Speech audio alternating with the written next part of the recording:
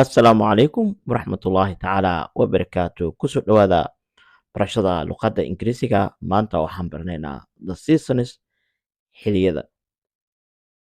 The seasons iyo waxa ay yihiin xilliyada sida loogu dhaho luqadda Ingiriisiga ayaan baranaynaa. The seasons, xilliyada, they are waxaa jira 4 seasons, 4 xilli in the year sanadkii.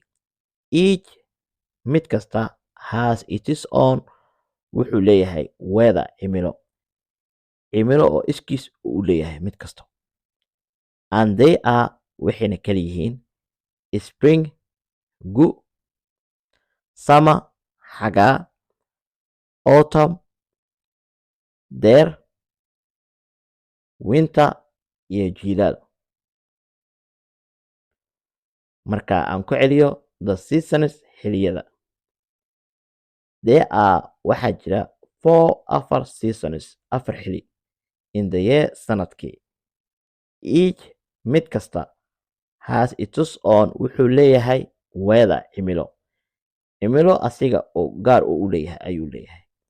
And there are waxayna kala yihiin spring guga, summer xagaaga, autumn deerta, winterna waa jiilaalka. Marka ereyada 4 xilli ah ayaan u gudbaynaa si aad si gooni ah ereyadaada luqadda Ingiriisiga barashadiisa aad iskaga dhistid. Spring waa gu, summer waa xagaa, autumn ama fall waa deerta. Autumn kaliya ayaa halkaa kusoo baratay, laakiin fall iyo autumn waa isku macne, waxaa waayne deerta, xilliga deerta. Winter waa jiilaalka.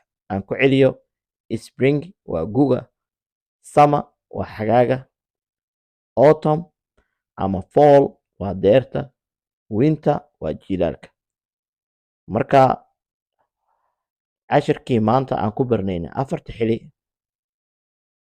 the seasons, xilliyada ama 4 xilli ee sanadka, intaa ayaa kusoo gabagabaynaynaa. intaana ku kulmi doono cashir mid ka lamid ah waxaan kaga tegayaa assalaamu calaykum waraxmatullaahi tacaala wabarakaatu.